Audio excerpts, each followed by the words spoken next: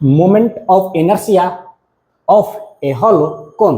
तो आज का हमारा जो टॉपिक है वो है moment of inertia of a hollow cone. तो चलिए एक हॉलो कोन बनाते हैं।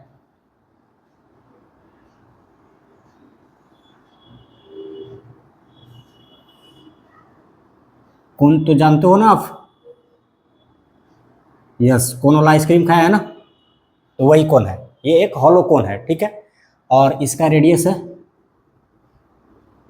मान लेते हैं हम इसका रेडियस कितना है भाई, तो कैपिटल आर है, ओके। और इस कोन का जो मास है ना वो क्या है, तो कैपिटल एम है। एक हॉलो कोन है, मतलब साइड साइड में मास है, अंदर में कोई मास नहीं है। और ये रोटेट कर रही है अबाउट दिस एक्सिस, अपने बाइसेक्टर एक्सिस के अबाउट ये रोटेट कर रही है, इस एक्सिस। ये कौन सा एक्सिस है, तो इसका बाइसेक्टर एक्सिस है, ठीक है। मतलब ठीक बीचों बीच पास हो रही है, बाइसेक्टर एक्सिस है, इसके अबाउट ये रोटेट कर रही है। हमने मान लिया कि इस कोन का जो हाइट है ना वो क्या है भाई, तो कैपिटल एच है। इस कोन का हाइट कितना है, तो कैपिटल एच है। यहाँ से यहाँ तक का हाइट कैपिटल एच है, ओके। और चलो, और कुछ नहीं अभी। तो मुझे इस कोन का मोमेंट ऑफ इनर्शिया फाइंड करनी है। तो क्या करेंगे हम, आप जानते हो हमेशा से एक एलिमेंट एज्यूम करते आए हैं, तो यहाँ भी हम एक एलिमेंट एज्यूम करेंगे। बीच में, इसके बीच में यहाँ से लेकर के यहाँ पर, यहाँ से लेकर के यहाँ तक आप कहीं भी एक एलिमेंट एज्यूम कर सकते हैं। तो हमने मान लिया कि ऊपर से स्मॉल एक्स डिस्टेंस पर हमने क्या किया, एक एलिमेंट एज्यूम कर लिया। ये रहा, एक एलिमेंट एज्यूम कर लिया। कहाँ से भाई, ऊपर से एक्स डिस्टेंस पर हमने क्या किया, एक एलिमेंट एज्यूम कर लिया, ठीक है। यहाँ से एक्स डिस्टेंस पर हमने एक एलिमेंट एज्यूम कर लिया। और इस एलिमेंट का जो रेडियस है ना, हमने मान लिया कितना है भाई, तो स्मॉल आर है, ओके। समझ में आ रही है बात। हमने एक यहाँ पर एक एलिमेंट एज्यूम किया, आप एलिमेंट कहीं भी एज्यूम कर सकते हो। हमने ऊपर से एक्स डिस्टेंस पर क्या किया, एक एलिमेंट एज्यूम किया। अच्छा, ये जो एलिमेंट होगा, एलिमेंट एज्यूम किया मतलब यहाँ से एक पतली से एलिमेंट काटा हमने, तो इस वाले एलिमेंट को मैं यहाँ बना रहा हूँ। जो एलिमेंट यहाँ पर एज्यूम किया ना मैं, तो यहाँ पर बना रहा हूँ, यहाँ पर ये वाला एलिमेंट जो हमने एज्यूम किया ना, इसको मैं यहाँ बना रहा हूँ, ठीक है। तो हमने क्या किया, यहाँ पर एक एलिमेंट एज्यूम किया है, ओके। अच्छा, ये एलिमेंट कैसा होगा, यदि तुम यहाँ से बीच में से काट कर एक एलिमेंट निकालोगे, पतली से एक एलिमेंट निकालोगे, तो कैसा होगा ये, ऑफकोर्स ये रिंग होगा। क्यों, क्योंकि इसके साइड साइड में तो मास है, बीच में कोई मास ही नहीं है। रिंग भी ऐसे होता था ना, साइड साइड में मास रहता था, बीच में कोई मास नहीं रहता था। तो ये क्या होगा, एक रिंग होगा। ये जो आपने जो एक एलिमेंट एज्यूम किया ना, ये आपने एलिमेंट एज्यूम किया है, तो क्या होगा, एक रिंग होगा, यस। और हमने मान लिया कि इस रिंग का रेडियस क्या है भाई, स्मॉल आर है, ओके।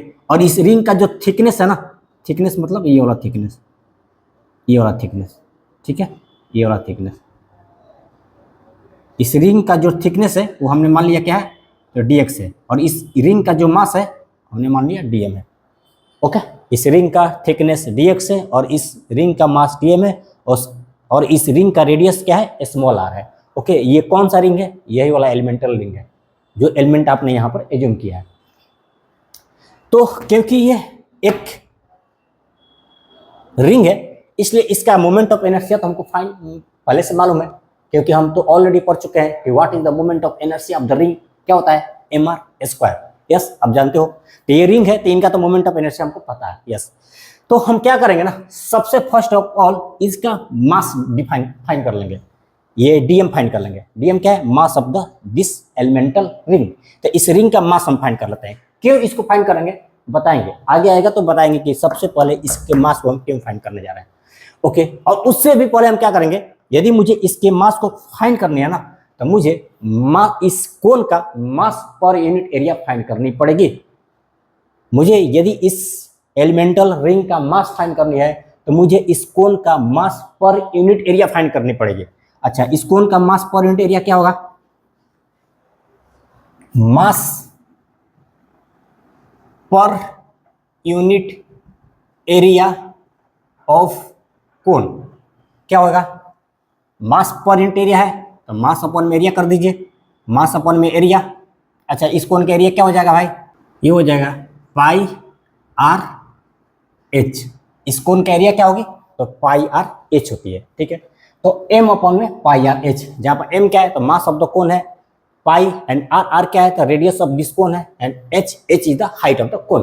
ठीक है, तो ये है मास पर unit area of the cone, m upon में पाई आर एच, जहां पर पाई आर एच क्या है तो एरिया ऑफ द कोन है। ठीक है, अब मुझे क्या करनी है, ये क्या है मास पर यूनिट एरिया। आपने ये एलिमेंट कहां से निकाला है, इस कोन से ही निकाला है ना, हमने ये एलिमेंट इस कोन से ही निकाला है। तो हम क्या करेंगे, अब इस एलिमेंट का एरिया फाइंड कर लेते हैं। अच्छा, इस एलिमेंट का एरिया क्या होगा, area of the element, area of the element. चलो एरिया ऑफ द एलिमेंट यहां फाइंड करते हैं। एरिया ऑफ द एलिमेंट क्या हो जाएगा, area of the element of element क्या होगा बताओ। एरिया का फॉर्मूला क्या होता है, लेंथ इनटू ब्रीथ। एरिया का फॉर्मूला क्या होता है, लेंथ इनटू ब्रीथ। ओके, अच्छा इस रिंग का लेंथ क्या होता है, कोई भी रिंग है उसका लेंथ क्या होता है भाई 2 पाई आर होता है। कोई भी रिंग है उसका लेंथ क्या होता है 2 पाई आर, का लेंथ हो गया 2 pi are into breathe. Breathe क्या है, इसके थिकनेस dx इनटू dx कर दीजिए, ये कितना आ गया 2 पाई आर dx। ये क्या आया, एरिया ऑफ दिस रिंग, इस एलिमेंटल रिंग का एरिया आया कितना 2 पाई आर dx। अच्छा, ये है अपने पास मास पर यूनिट एरिया, और ये है एरिया ऑफ द रिंग। यदि इस एरिया में इस मास पर यूनिट एरिया को मल्टीप्लाई कर देंगे तो इस एलिमेंट का मास निकल जाएगा। देखो ये क्या है, मास पर यूनिट एरिया, मतलब एक यूनिट एरिया का मास है इतना, और इस रिंग का एरिया कितना है तो इतना है पाई आर 2 पाई आर dx। तो यदि इस एरिया में मास पर यूनिट एरिया से मल्टीप्लाई कर देता है तो मुझे इस रिंग का मास निकल जाएगा क्या, यस। तो क्या करिए, mass of ring, elemental ring, mass of ring क्या हो जाएगा, मतलब dm, mass of the ring मतलब क्या फाइंड किया हमने, dm इक्वल टू क्या हो जाएगा, area of the ring. Area of the ring क्या है भाई 2 pi R dx into mass पर यूनिट एरिया इंटू मास पर यूनिट एरिया। ठीक है, अब इसको हम सॉल्व कर लेते हैं।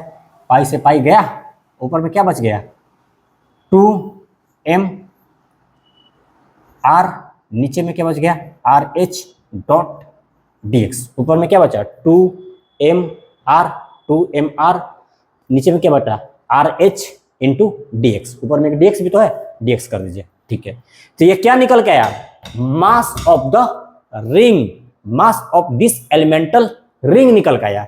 ठीक है, तो हम लिख लेते हैं इसका मास। हमने इस एलिमेंटल रिंग का मास क्या क्या एज्यूम किया है तो भाई dm एज्यूम किया है, तो अपना dm कितना आया 2mr, लिखिए 2mr अपॉन में आर एच डॉट dx। ठीक है, चलिए इसको हम मिटाते हैं। यदि आपको इसको नोट करनी है तो नोट कर लीजिए। तो हमने इस एलिमेंटल रिंग का मास फाइंड कर लिया। अब क्या करेंगे, हम इस एलिमेंटल रिंग का मोमेंट ऑफ इनर्शिया फाइंड करते हैं। तो अच्छा, रिंग का मोमेंट ऑफ इनर्शिया क्या होता है भाई, आई बराबर क्या होता है mr स्क्वायर, ये होता है ना रिंग का मोमेंट ऑफ इनर्शिया। जहां पर आई क्या है तो moment of inertia of the ring है, m is the mass of the ring and r is the radius of the ring. यदि मास m है तो i, और इस रिंग का मास कितना है dm है, इस रिंग का मास कितना है भाई तो dm है, तो dm के लिए di, और r स्क्वायर तो इसी रहेगा रेडियस ऑफ द रिंग। ठीक है, यदि रिंग का मास m है तो उसके लिए लिखेंगे i mr स्क्वायर, और यदि रिंग का मास dm है तो उसके लिए लिखेंगे di equal to dmr square. Okay, क्योंकि इस रिंग का मास dm है ना, इसलिए हम इसके लिए जो इस मोमेंट ऑफ इनर्शिया लिखेंगे वो लिखेंगे di equal to dmr square. तो हम लिखेंगे di equal to dmr square, जहां पर di क्या है तो moment of inertia of this ring है, dm क्या है तो mass of this ring, and r is the radius of this ring.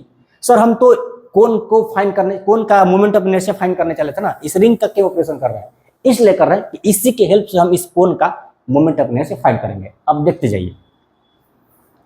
अब बताओ मुझे कि इस कोन में ऐसा कितना एलिमेंट एज्यूम किया जा सकता है। मान लो कि इस कोन में ऐसा 10 एलिमेंट है, तो उस 10 एलिमेंट के मोमेंट ऑफ इनर्शिया आपस में ऐड कर देंगे और इस कोन का मोमेंट ऑफ इनर्शिया निकल जाएगी। क्यों? क्योंकि मोमेंट ऑफ इनर्शिया एक स्केलर क्वांटिटी है, उसको हम सिंपली ऐड भी कर सकते हैं। ओके, तो यदि ऐसा 10 रिंग है इसमें, इस कोन में, तो 10 का मोमेंट ऑफ इनर्शिया ऐड कर देंगे आपस में, DMR² plus DMR² plus DMR² ऐसे ऐड कर देंगे और इस तरह से इस कोण का मोमेंट ऑफ इनर्शिया निकल जाएगी। और यदि ऐसा ऐसा 20 रहा तो 20 को ऐड करना पड़ेगा, ऐसा ऐसा 50 रहा तो 50 को ऐड करना पड़ेगा। बट प्रॉब्लम यह है कि हमको पता ही नहीं कि ऐसा ऐसा इसमें कितने रिंग है। अब जितनी पतले पतले रिंग काटोगे ना उतना ही रिंग की नंबर बढ़ती चली जाएगी, जितना पतला पतला रिंग काटोगे उतना ही रिंग की नंबर बढ़ती चली जाएगी। मतलब हम ये एज्यूम करेंगे कि भाई हमको पता नहीं है वास्तव में कि इसमें 10 रिंग है कि 20 रिंग है कि 50 है कि 500 है, तो हम क्या करेंगे कि हम एज्यूम कर लेंगे कि भाई इसमें इनफाइनाइट रिंग है, क्योंकि पता ही नहीं है ना इसमें कितने रिंग है। तो हम ऐसा एज्यूम कर लेंगे इसमें कितने रिंग है, तो भाई इनफाइनाइट रिंग है। तो उन सभी इनफाइनाइट रिंग का मोमेंट ऑफ इनर्शिया आपस में ऐड करना पड़ेगा ताकि moment of inertia of the कोन निकल सके। तो उसके लिए एक ही तरीका है कि इस इक्वेशन को आप इंटीग्रेट कर दीजिए। अब इस तरह से इसमें जितने भी रिंग आएगा ना उनका सभी का मोमेंट ऑफ इनर्शिया आपस में ऐड हो जाएगी। ओके, अच्छा इंटीग्रेशन कहां से कहां तक करेंगे? हमने कहा कि यहां से लेकर के यहां तक आप कहीं भी एक रिंग एज्यूम कर सकते हैं। ओके, तो तुम यहीं से लेकर के यहीं तक रिंग एज्यूम करोगे ना, ऐसा नहीं कि यहां पर रिंग एज्यूम कर लोगे, यह भी नहीं कि यहां पर रिंग एज्यूम करोगे। तुम कहोगे यहां पर एज्यूम तो किया है, नहीं भाई ये वाला यही वाला रिंग है, ये क्या है, ये जो है ना यही वाला रिंग है। ठीक है, तो आप इस कोन के बाहर तो रिंग एज्यूम कर नहीं सकते है ना, इस कोन के अंदर ही कहीं पर आप एज्यूम करने के लिए फ्री है। तो आप क्या करोगे, ज्यादा ज्यादा यहां से एज्यूम करोगे, ठीक है ना, और यहां तक आओगे। ओके, अच्छा इस कोन का हाइट क्या है भाई, h है। यदि यहां पर एकदम कॉर्नर के सटे हुए यदि रिंग तुम एज्यूम करोगे ना तो उसके लिए हाइट क्या हो जाएगी, 0 हो जाएगी। और यदि रिंग तुम यहां पर इसके फेस के सटे हुए एज्यूम करोगे तो उसका डिस्टेंस, उसका हाइट क्या हो जाएगी, तो h हो जाएगी। ठीक है, यदि रिंग हम इस कॉर्नर के सटे हुए एज्यूम करते हैं तो हाइट 0 हो जाएगी। और यदि रिंग को यहां पर इसके फेस के सटे हुए एज्यूम करते हैं तो हाइट क्या हो जाएगी, h हो जाएगी। तो इसको इंटीग्रेट कर देंगे कहां से कहां तक, 0 to h तक इंटीग्रेट कर देंगे। ठीक है, 0 to h तक इंटीग्रेट कर देंगे। चलिए, अच्छा डी आई का इंटीग्रेशन आई भाई होता है, कई बार बता चुका हूं। देखो ये क्या है, डीएम, ये r², ये डीएम है, ये r है। ऐसे में इंटीग्रेट होगा क्या, ये नहीं ना, दोनों सेम रहेंगे तब ना इंटीग्रेट होगा, दोनों तो डिफरेंट है। तो क्या करेंगे, हम डीएम का वैल्यू लिखेंगे। इसीलिए हमने डीएम का वैल्यू फाइंड कर लिया था, क्योंकि मुझे पता था कि यहाँ पर ये इंटीग्रेट नहीं होने वाली है। ओके, इसीलिए हमने, अच्छा मुझे कैसे पता चल गया, किसी को कोई पहले से कोई पता नहीं होता, प्रैक्टिस से सब आती है। आप भी प्रैक्टिस करेंगे तो आपको पता चल जाएगी भाई मुझे इस डीएम की जरूरत पड़ेगी।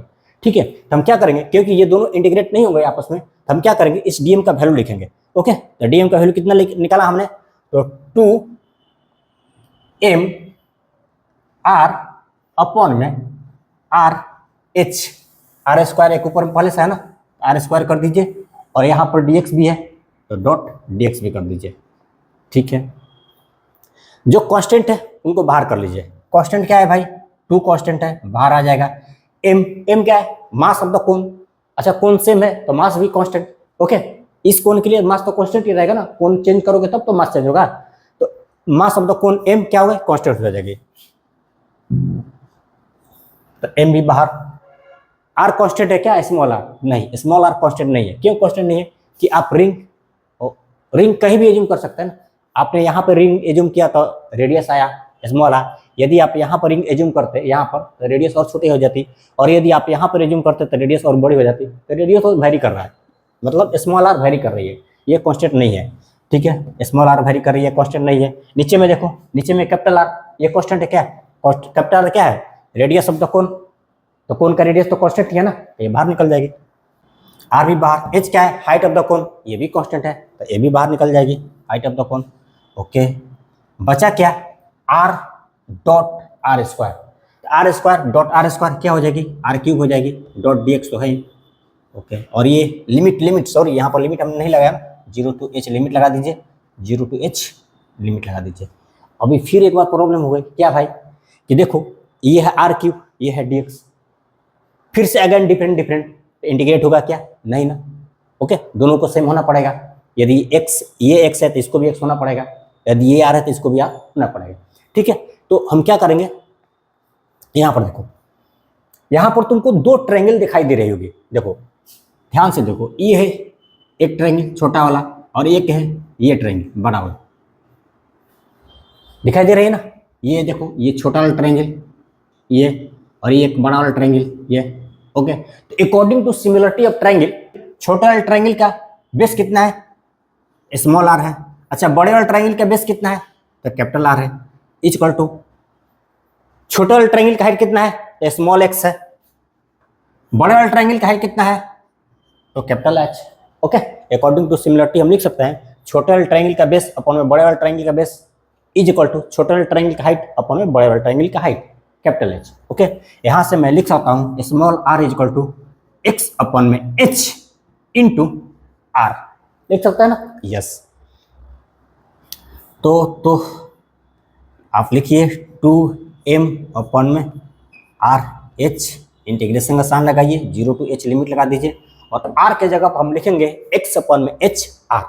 r के जगह पर क्या लिखेंगे? x r अपॉन में h, क्योंकि क्यूब है ना, इसका भी पूरा का क्यूब कर दीजिए, डॉट dx है। ठीक है, तो ठीक है सर, इसको तो मिटाना पड़ेंगे, तो लिखेंगे हम i इक्वल टू जो कांस्टेंट है बाहर वाला उसको लिखिए पहले 2m अपॉन में आर एच। ओके, इसको सॉल्व करेंगे तो क्या मिलेगा?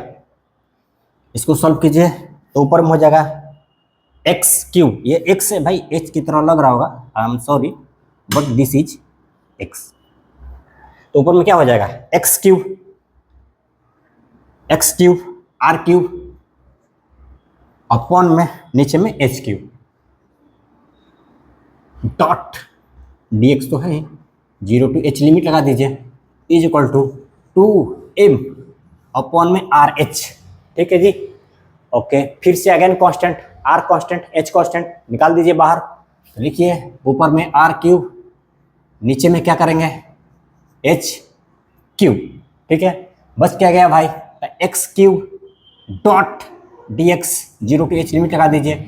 अब देखो ये भी x ये भी x, अब तो हो सकता है इंटीग्रेशन। यस, लिखिए 2m, अच्छा एक r से इस r से ये वाला r जाएगा तो क्या हो जाएगा? ये r स्क्वायर हो जाएगा ना, नीचे r है ऊपर r क्यूब है।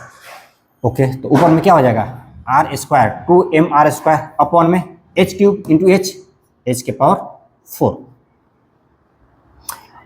इसको इंटीग्रेट कीजिए, x क्यूब h क्यूब का इंटीग्रेशन क्या हो जाएगा भाई? h क्यूब का इंटीग्रेशन क्या हो जाएगी? x के पावर 4 अपॉन में 4 होगी ना? हाँ होगी, और लिमिट लगा दीजिए 0 to h तक।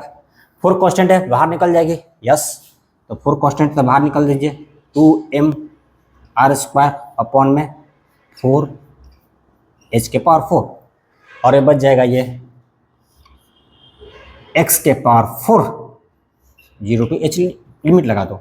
अब क्या है? लिमिट के बारे है भाई, लिमिट अंदर आएगा तो लिमिट अंदर आएगा तो क्या आता है? अपर लिमिट माइनस लोअर लिमिट, अपर लिमिट माइनस लोअर लिमिट। जब अपर लिमिट अंदर आता है, पहले इसको लिख लीजिए 2m r स्क्वायर अपॉन में 4 h के power 4। Upper limit minus lower limit मतलब पहले अपर लिमिट अंदर आते हैं, जब अपर लिमिट अंदर आएंगे ना तो इस वाले x को भगा देंगे और इसके जगह पर स्वयं बैठ जाएंगे। इस वाले x को भगा देंगे, इसके जगह पर स्वयं बैठ जाएंगे, लेकिन इसके पावर को छीन लेंगे, x के पावर को छीन लेंगे, तो हो जाएगा h to the power x h to the power 4। Upper limit minus lower limit, minus का साइन लगाइए, और लोअर लिमिट आएगा तो भी क्या करेगा? लोअर लिमिट जेटी 0, ये 0 जब अंदर आएगा ना, इस वाले x को भगा देगा और इसके जगह पर स्वयं बैठ जाएगा, लेकिन इसके पावर को छीन लेगा। इसका पावर कितना है? 4 है, तो 0 के पावर 4 मतलब 0, मतलब ये कितने आने वाली है? तो h के पावर 4 आने वाली है। ये कितनी है भाई? h के पावर 4, इंटू कर दीजिए h के पावर 4। देखो h के पावर 4 कट गया ना, और ये 2 बार में ये चला जाएगा। ओके, तो तुम्हारा मोमेंट ऑफ इनर्शिया मैं इधर लिखूं, आई इक्वल टू कितना आया? Moment of inertia I equal to कितना आया? ऊपर में बचा mr स्क्वायर और नीचे में बचा 2, मतलब half mr square. Moment of inertia कितनी आई भाई? Half mr square. इस कोन का मोमेंट ऑफ इनर्शिया कितनी निकल के आई? तो हाफ mr स्क्वायर, और यही आपका आंसर है ये वाला। ठीक है, ये वाला आपका आंसर है हाफ mr स्क्वायर, जहाँ पर आई क्या है? तो moment of inertia of the cone है, m is the mass of the cone and r is the radius of the cone, ये वाला रेडियस। ठीक है, r is the radius of the cone. ये है moment of inertia of the hollow cone. Okay, तो देखो पिछले कई लेक्चर से हम मोमेंट ऑफ इनर्शिया फाइंड कर रहे हैं। अब बस एक रह गया moment of inertia of the solid को, उसको भी हम फाइंड कर लेंगे। ओके, तो देखो क्या है, तो क्या है जीवन में आपको ना कोई भी काम करना हो ना, तो उसको बड़ी ध्यान से, बड़ी सावधानी से करनी पड़ती है। ध्यान हटे कि तुम आउट हुए। जहां ध्यान हटी ना, जहां सावधानियां हटी ना, वहां दुर्घटना घटी। और ये चीजें केवल सड़कों पर चलते समय लागू नहीं होती है कि अब सड़क पर चल रहे हैं, जहां सावधानियां हटी वहां दुर्घटना घटी। ये चीजें तुम्हारे फेवरेट गेम क्रिकेट में ही नहीं होती है कि जहां ध्यान हटी बॉल विकेट में घुसा और प्लेयर आउट। ये चीजें तुम्हारे स्टडी में भी, तुम्हारे पढ़ाई में भी, तुम्हारे लाइफ में होती है, और each and every time and each and every second होती है। तुम्हारे लाइफ के हर पार्ट में ईच एंड एवरी सेकेंड होती है। और पढ़ाई करना, तुम क्या कर रहे हो, पढ़ाई करते हो ना, क्योंकि तुम तो स्टूडेंट हो, तो ये चीजें तुम्हारे पढ़ाई में भी लागू होती है कि सावधानियां हटी दुर्घटना घटी। एक चीज तुम मिस्टेक करेगा ना, तो पूरा का पूरा आंसर वेरी कर जाएगा। मतलब तुमको 0 नहीं नेगेटिव मार्क्स मिलने वाली है, मतलब तुम डिस्क्वालीफाई हो जाएगा। ठीक है, और तुमको क्या करनी है, क्वालिफाई करनी है ना।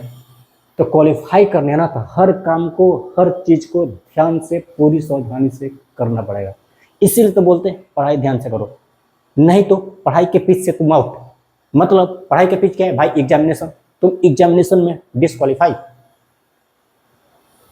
हमेशा याद रखो, सक्सेस की कहानियां तुम्हारे एग्जाम हॉल में नहीं लिखी जाती है।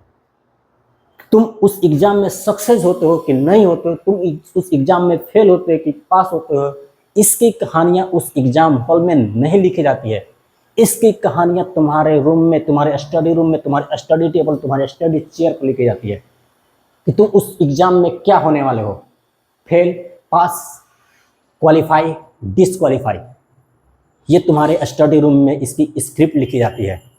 क्यों क्यों क्योंकि तुम उस एग्जाम में परफॉर्म करते हो ना, असल में उसका परिणाम होता है कि तुमने कितनी प्रिपरेशन किया है अपने स्टडी रूम में। और तुम समझ लेते हो कि भाई तुम जो एग्जाम के देने जाते हो ना, अक्सर तुम नहीं करते हो, अक्सर तुम बच्चे करते हैं ना, खूब भगवान को पूजा करते हैं। जिस दिन एग्जाम होता है ना, खूब भगवान को पूजा करते हैं, खूब मंदिर में जाते हैं यार, खूब मतलब दही खा के जाते हैं, बस अपना यात्रा बन गया आज। उससे क्या हो जाएगा, वो सिलेक्ट हो जाएंगे? नहीं, क्योंकि तुम्हारे सक्सेस की कहानियां, उसको लगता है कि मेरी सक्सेस की कहानियां उस एग्जाम हॉल में लिखी जाएगी। नहीं भाई, तुम्हारी सक्सेस की कहानियां वहीं तुम्हारे स्टडी टेबल पर लिखी जाती है, और हर दिन लिखी जाती है। हर दिन, each and every time, each and every second लिखी जाती है। तुम्हारे उस स्टडी रूम में, तुम्हारे उस स्टडी टेबल पर, तुम्हारे उस स्टडी चेयर पर लिखी जाती है। तुम जितना ही प्रैक्टिस करेगा ना, तुम जितना ही पढ़ाई करेगा, तुम्हारे सक्सेस होने का चांस उतना ही ज़्यादा है। तुम जितना ही प्रैक्टिस करेगा, तुम जितना ही पढ़ाई करेगा, तुम जितना ही लेबर करेगा ना, तुम्हारे उस एग्जाम में क्वालिफाई होने का उतना ही चांस ज़्यादा है। तो वो जो बच्चे टॉप करके आते हैं ना, वो जो बच्चे सिलेक्ट होकर आते हैं ना, हर वो बच्चा जो सिलेक्ट हो जाता है वो टॉपर ही है भाई। वो बच्चा जो टॉप करके आता है, वो बच्चा जो सिलेक्ट करके आते हैं ना, उनकी कहानियाँ, सिलेक्शन की कहानियाँ, उनकी टॉप होने की कहानियाँ उनके स्टडी रूम में लिखी गई थी। और उसने स्वयं लिखा था, कोई दूसरा नहीं लिख सकता है। एग्जाम में तो उसका परिणाम था भाई, उसका एग्जाम अच्छा गया, मतलब उसने अपने स्टडी रूम में बहुत अच्छे से प्रिपरेशन किया था। तो तुम्हारी सिलेक्शन की कहानियाँ उस एग्जाम हॉल में नहीं लिखी जाती। यदि तूने पूरे साल पढ़ाई नहीं किया ना, पूरे टाइम तूने पढ़ाई नहीं किया ना, तो उस एग्जाम में तुम परफॉर्म करके नहीं आओगे। तुम्हारा परफॉर्मेंस बहुत ही लो होगा और तुम डिस्क्वालीफाई हो जाओगे। तो उस एग्जाम में तुमको नहीं छाटा, तुम अपने घर पर ही छटा गए थे, क्योंकि तुम लेबर ही नहीं कर रहे थे, पढ़ाई नहीं कर रहे थे। और वो जो बच्चा जो टॉप करके आया था ना, अरे नंबर 1 रैंक ले लो, उस एग्जाम ने उसका किस्मत तय नहीं किया। उसने अपनी किस्मत स्वयं अपने स्टडी रूम में, अपना स्टडी टेबल पर तय कर लिया था कि यस, मैं इस एग्जाम में टॉप करने जा रहा हूँ। क्यों?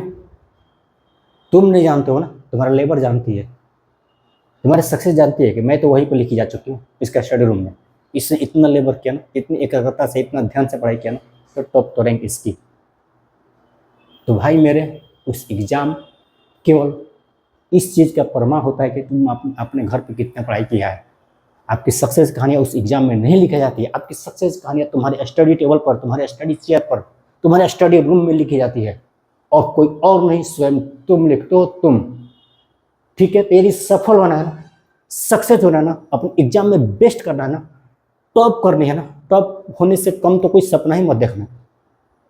तो इस उस एग्जाम में टॉप करनी है ना, उस एग्जाम में सेलेक्ट होनी है ना, उस एग्जाम में क्वालिफाई होनी है ना, इसके लिए तुमको इसके सिर्फ अपने स्टडी रूम में ही लिखना पड़ेगा।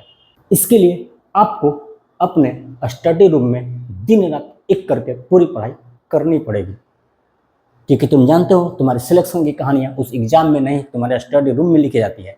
तो आपको भी टॉप करनी है, सिलेक्ट होनी है ना, क्वालिफाई होनी है ना, तो आपको भी अपने स्टडी रूम में पूरी ध्यान से, पूरी मेहनत से पूरी पढ़ाई करनी पड़ेगी, क्योंकि सिलेक्शन की कहानियाँ तुम्हारे स्टडी रूम में लिखी जाती है और तुम ही लिखते हो।